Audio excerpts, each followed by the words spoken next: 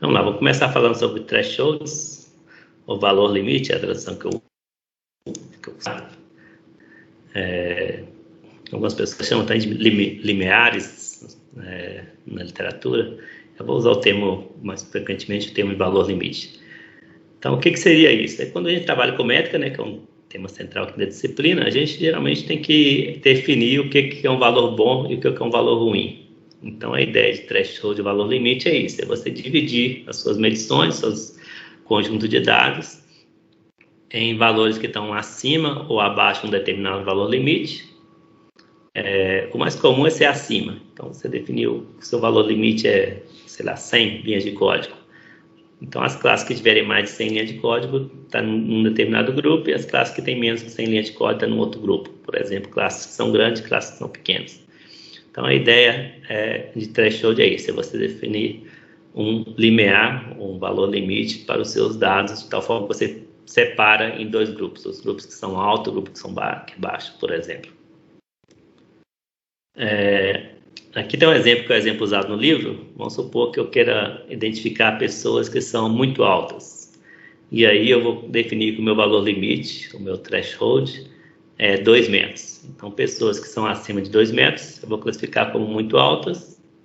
Pessoas que estão abaixo de 2 metros, que não estão acima de 2 metros, são classificadas como não muito altas. Uma questão com valor limite ou com threshold é por que 2 metros? Como você define esse valor? Então, no caso aqui, foi escolhido arbitrariamente, ou não, baseado em algum raciocínio, o valor 2 metros. Mas por que 2 metros? Por que não 1,90 m, por exemplo? Será que uma pessoa com 1,95 m não é considerada muito alta? E como que eu compararia, por exemplo, uma pessoa que tem 2,5 com uma que tem 1,95? A diferença não é tão grande entre um e outro. No entanto, elas estão em grupo diferente, de acordo com o meu valor limite. A que tem 2,5 ficou acima de 2 metros, é considerado muito alta. E a que ficou abaixo de 2 metros, 1,95, não vai ser considerada muito alta, apesar da diferença não ser tão grande entre elas. Então, são questões a se pensar quando se trabalha em thresholds. Mas são questões que permeiam aí não só a engenharia de software, mas outras áreas também que trabalham com esses limiares ou com esses valores limite. Então, um ponto sobre valor limite é que não tem um valor perfeito. Então, você escolhe um valor baseado numa explicação lógica, muitas vezes baseada em estatística, ou alguma estratégia que seja senso comum, por exemplo.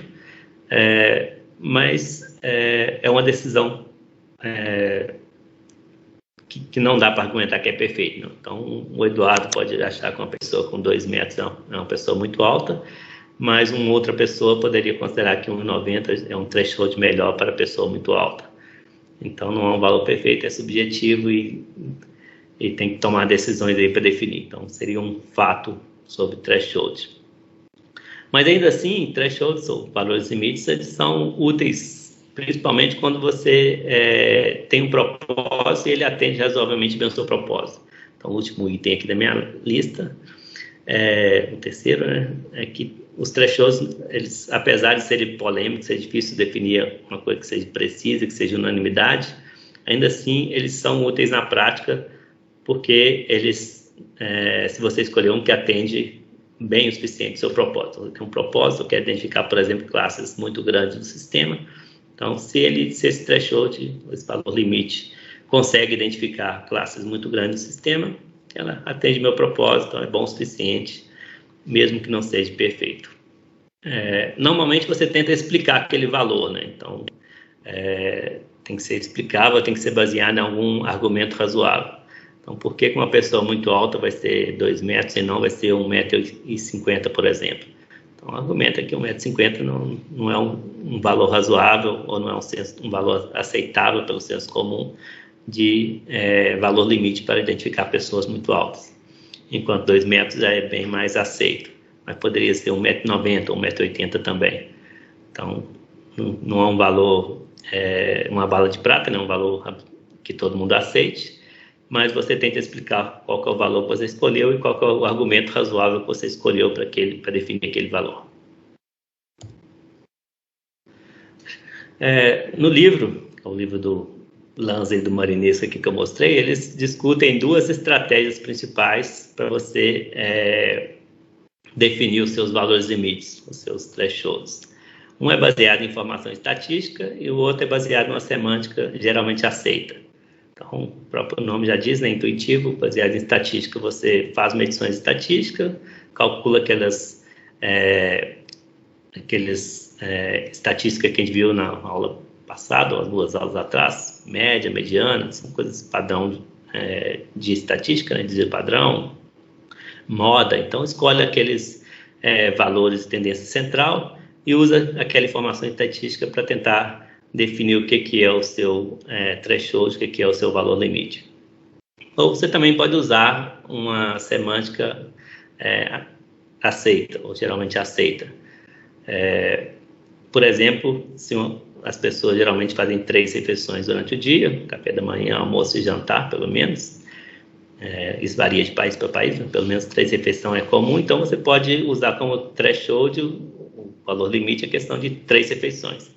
Quem faz, por exemplo, 3 ou mais refeições é uma pessoa que está se alimentando bem, vamos dizer assim, né?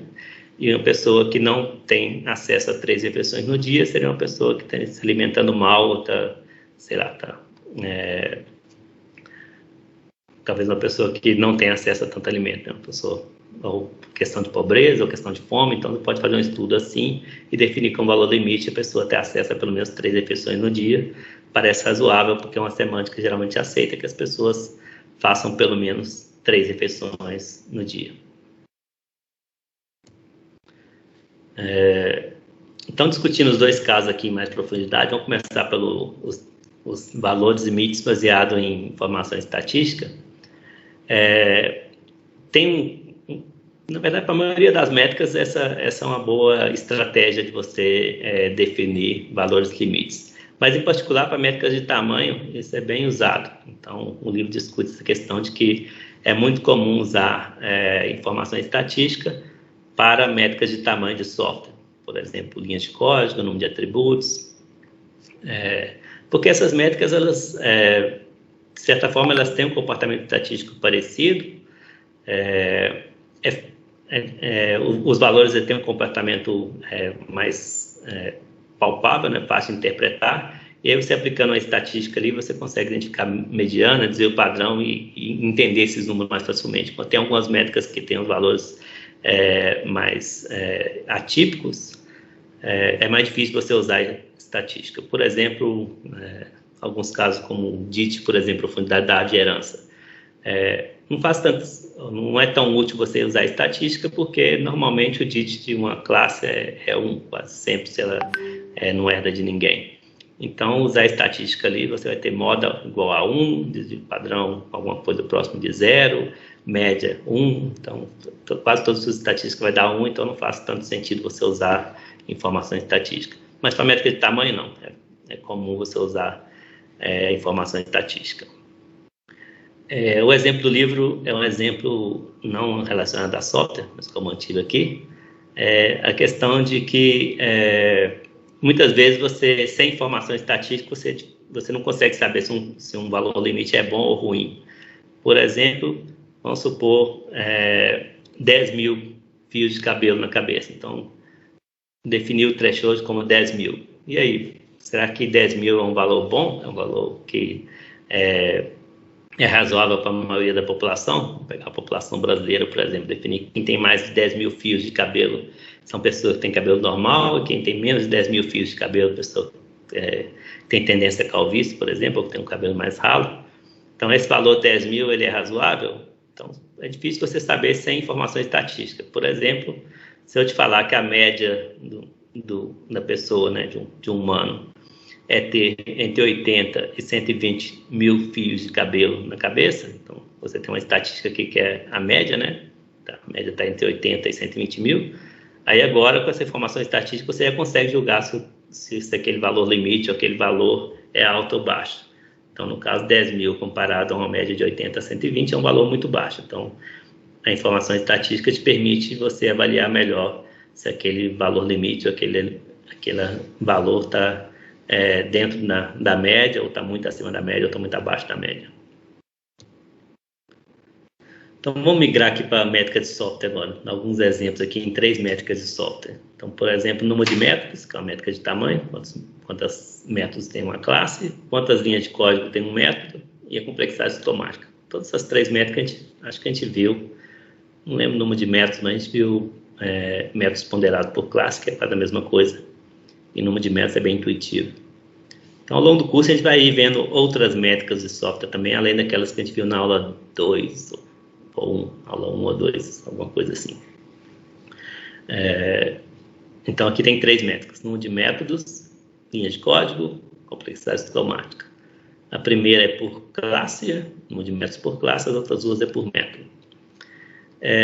E aí o livro propõe ou explica uma abordagem para você definir valores altos e baixos baseado em informações estatísticas. Basicamente, ele usa média e desvio padrão. Então, ele faz uma argumentação em cima de uma curva normal, que não é uma argumentação tão válida, porque métricas raramente seguem métricas de software, raramente seguem uma distribuição normal, mas ele faz a argumentação de que é razoável você pensar na média e aí colocar um desvio padrão para cima ou para baixo para ver se o valor está próximo da média. Então, basicamente, ele argumenta esses 3 casos aqui. Ele argumenta que o valor baixo seria a média menos o desvio padrão. Então, por exemplo, se eu quero linha de código de um método, se o método tem a média menos o desvio padrão, ele é um método pequeno. Se o método tem a média mais um desvio padrão, ou até um desvio padrão, ele está ok, mas se tiver mais do que um desvio padrão, ele é um método grande. Ele ainda define um valor muito, muito alto. No caso de Locke, por exemplo, se tiver acima de média mais desvio padrão multiplicado por 1,5, estaria muito alto. Então, ele separa esses 3 ou 4 grupos aqui, né? Abaixo dessa fórmula, média menos desvio padrão, os que estão ali na média, com no máximo um desvio padrão para cima ou para baixo, que estão ok, os que estão alto, que é média mais desvio padrão, acima de média mais desvio padrão, e o que está muito alto, que é acima de média mais desvio padrão multiplicado por 1,5. E usando essa abordagem relativamente simples, né, baseada em estatística, ele calcula valores de métricas em sistemas Java e C++. Então, os autores explicam lá no livro que fez um estudo com 45 projetos Java, 37 projetos C++, computou a estatística, né, dessas 3 métricas. Tem outras métricas também, mas eles focam no livro nessas 3. Complexidade ciclomática, linha de código, as 2 primeiras no nível de método e a terceira no nível de classe. Aí computou a estatística para Java e para C++, e aqui está basicamente isso. A média, aí o que seria o valor baixo, né, que é média menos desvio padrão, no caso aqui de ciclomática, complexidade ciclomática, o desvio padrão para Java foi 0,04, né, para perceber que o valor baixo aqui é 0,16, a média deu 0,2, valor alto 0,24, valor muito alto você multiplica isso aqui por 1,5, 0,36. E note que os valores são diferentes entre programas Java e programas C++. Então, por exemplo, programas C++ têm uma complexidade ciclomática um pouco mais alta que programas Java. Os métodos são um pouco mais complexos. Os métodos também são um pouco mais longos em C++ do que em Java. Eles pegou projetos, sei lá, de um repositório qualquer, estilo GitHub. Está no livro, não sei se eu acho que eles não deixam claro se os projetos são do GitHub, mas são projetos clássicos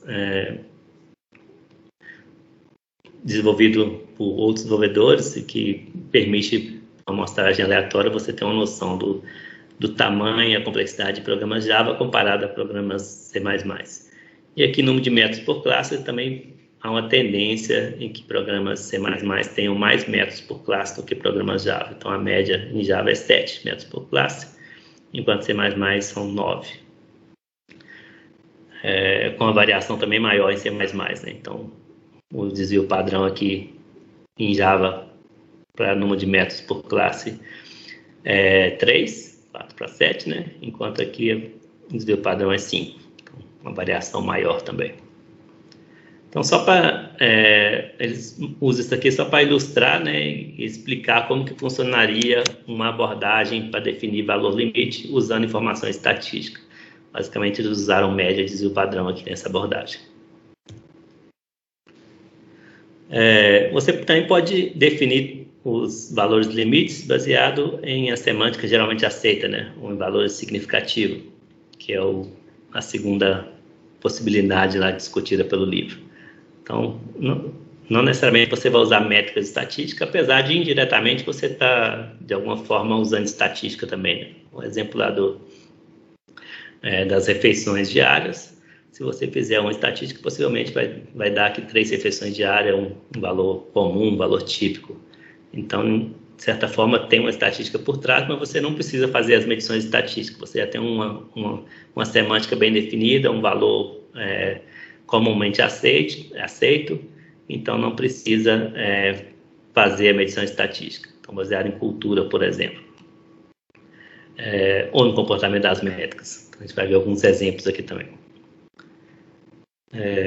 Então, é baseado basicamente em senso comum. E aí você pode ainda classificar essa categoria em 2 subcasos, vamos dizer assim, aquelas frações que são comuns ou aquele significado que é geralmente aceito. O que é fração comum? Se você tem uma métrica que varia entre 0 e 1, uma métrica com valor limitado entre 0 e 1, você pode pegar qualquer fração, né? 0,83, 0,79, mas o que ele sugere nesse primeiro caso é que você pegue uma fração que seja mais redonda, vamos dizer assim. Daqui a pouco vai ter exemplos. Enquanto no segundo caso seria uma coisa que as pessoas já, se você perguntar quantas refeições tipicamente uma pessoa faz por dia, então a primeira resposta que possivelmente vai vir na cabeça é 3, pelo menos para a maioria das pessoas.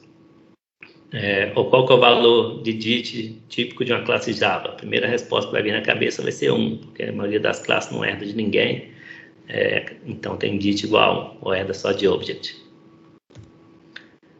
Então, no primeiro caso é a questão das frações, a sugestão é para métricas normalizadas, onde o valor é entre 0 e 1, e onde você está trabalhando com percentuais, tentar pegar uma coisa que seja mais redondo. Por exemplo, pegar 1/4, que é 0,25, ou pegar 1/3, que é 0,33, ou pegar metade, né, um valor limite que seja metade dos dados, né, dividindo o que são acima da metade, ou abaixo da metade, né, acima de 50%, abaixo de 50%, 2/3, 3/4, então são valores que são mais fáceis de ser aceitos do que vocês propor um valor limite que é 0,53.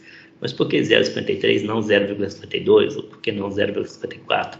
Então, você pegar um número muito quebrado é mais fácil de questionar. Se você pega um valor mais redondo, é mais fácil do leitor entender que você pegou uma fração ali que faz sentido para você, mas que não necessariamente é um valor preciso.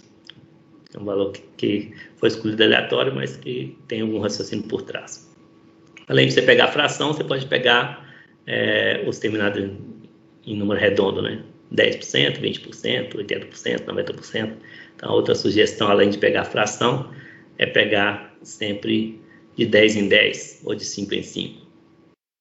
Então, de novo, não é um valor universalmente aceito. Você vai ter que justificar por que você escolheu aquilo e tentar convencer de que aquilo é razoável para o seu propósito. Desde que atenda razoavelmente o seu propósito, está ok. Então, por exemplo, se você quer analisar as maiores classes do sistema, e se o sistema tem 100 mil classes, ou 100 mil arquivos, então talvez você não queira pegar, por exemplo, 50%, 60%, porque vai dar muitas classes. Então, argumenta que, como o meu sistema é muito grande, tem classes demais, eu não quero analisar classes demais, eu vou pegar um threshold de 90%, ou 95%, ou até mesmo 99%, onde vocês vão pegar 1% das classes maiores. Então, sei lá, em 100 mil classes, você vai pegar as 1000 maiores classes para analisar, o que já é bastante. Vamos a exemplos aqui que o livro usa em cima de métricas de software. De novo, é uma métrica aqui que a gente não viu no curso ainda. Então, o livro ele vai introduzindo novas métricas à medida que o livro vai andando. Então, No curso também a gente vai ver isso, vai aparecendo novas métricas. Então, essa aqui é uma métrica de coesão, chamada Tie Class Cohesion. Não vou explicar os detalhes dela, mas basicamente ela é uma métrica normalizada entre 0 e 1, onde valor mais próximo de 1 quer dizer que a classe é mais coesa. E se valor mais baixo, mais próximo de 0, a classe é menos coesa. Então, quanto mais baixo o valor, menos coesa é a classe. Então, a classe pode receber qualquer valor entre 0 e 1. E aí você quer saber quais as classes são coesas ou não coesas.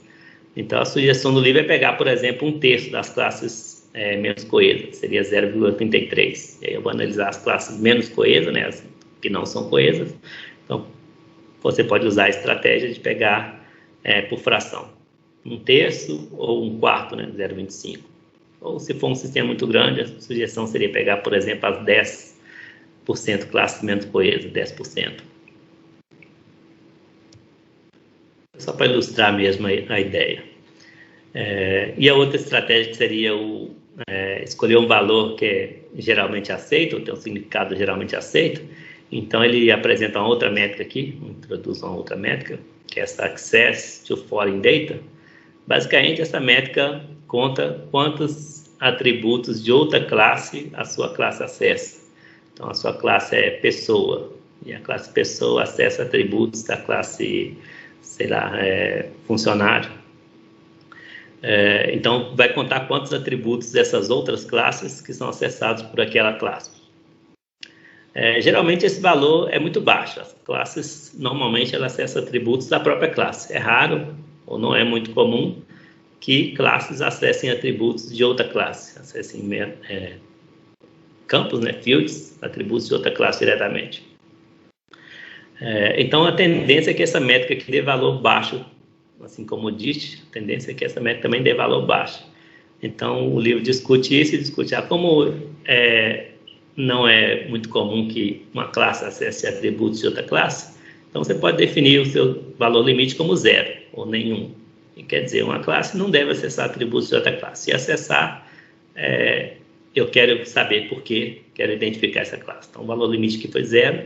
Ou se você acha que em alguns casos isso é aceitável, você pode definir o valor limite baixo, como por exemplo 3 ou 2. Então, eu escolhi 3 aqui como um valor aleatório, foi proposto no livro, não fiz nenhuma mudança. E argumenta que eu não quero ser tão restritivo, as classes podem acessar atributos de outra classe, mas isso é uma coisa muito rara e não deve acontecer com muita frequência. Então, defini o meu valor limite como 3, se for acima de 3, vai ligar um alerta, eu quero checar essa classe para ver por que ela está acessando tantos atributos de outras classes.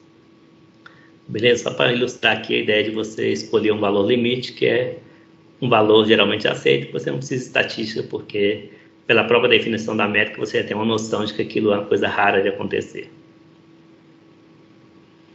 DIT, eu acho que o exemplo é parecido. O livro não usa DIT, mas eu acho que é até mais fácil de entender, já que é uma métrica que a gente trabalhou aqui. Então, é normal que a profundidade da árvore de herança de uma classe seja 1.